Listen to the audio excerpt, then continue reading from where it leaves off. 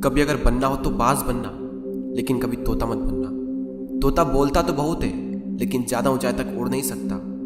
बाज बोलता बहुत कम है, लेकिन सबसे ऊंचाई पर उड़ता है, और बाकी पंछियों का राजा होता है एक बाज। आज मैं आपको 5 ऐसे पॉइंट्स बताऊंगा जो कि हर इंसान को बाज से सीखना चाहिए, और लाइफ की बहुत बड़ी लर्निंग है इन 5 पॉइंट्स में।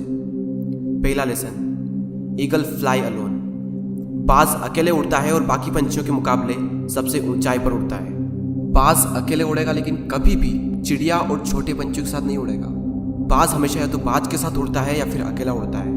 और इस समय यह सीख मिलती है कि छोटी सोच वाले लोगों से हमेशा दूर रहें और अकेले रहो, क्योंकि यही वो समय है जब खुद को जानने का असली मौका मिलता है।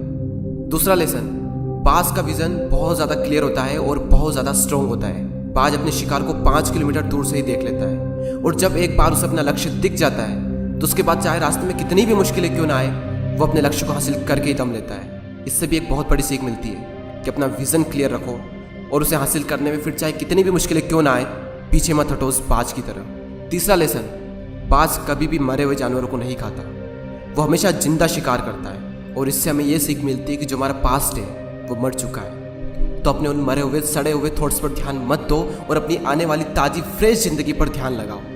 अपने पास्ट की पुरानी यादें जो तुम्हें तंग करती है उन्हें वहीं रहने दो जहाँ पर उसकी जगह है, और तुम्हारे पास्ट की जगह है तुम्हारे पास्ट में, उसे वर्तमान में जगह मत दो।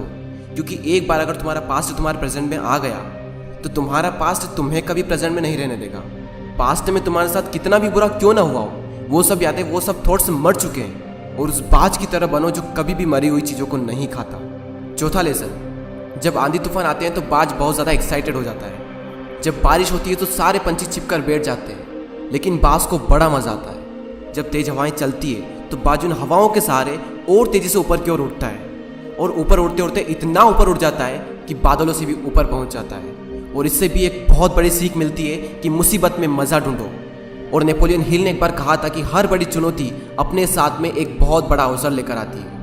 तो उस बाज की तरह तुम भी अपने अवसर को पहचानो, और जिस दिन तुमने अवसरों को पहचान लिया तो सारी मुश्किलें तुम्हारे नीचे होगी और तुम उन मुश्किलों के ऊपर होगे। फिफ्थ लेसन, बाज अपने घोंसलों में से सॉफ्ट घास को हमेशा निकाल देता है, ताकि बाज का जो बच्चा होता है वो उसमें कंफर्टेबल ना हो सके। क्योंकि अगर वो घोंसले में कंफर्टेबल हो गया तो वो वहीं रहना पसंद करेगा, लेकिन बाज ऐसा कभी होने नहीं देता। बाज एक पंछी है और उसे भी ये बात पता है कि there is no growth in comfort zone. लेकिन हम तो इंसान है ना, और इंसान होने के बावजूद भी कई सारे लोग इस बात को समझते ही नहीं। आप जितना ज़्यादा कंफर्ट जोन में रहोगे, आपकी लाइफ आने वाले टाइम में उतनी ही ज़्यादा अनकंफर्टेबल हो जाएगी।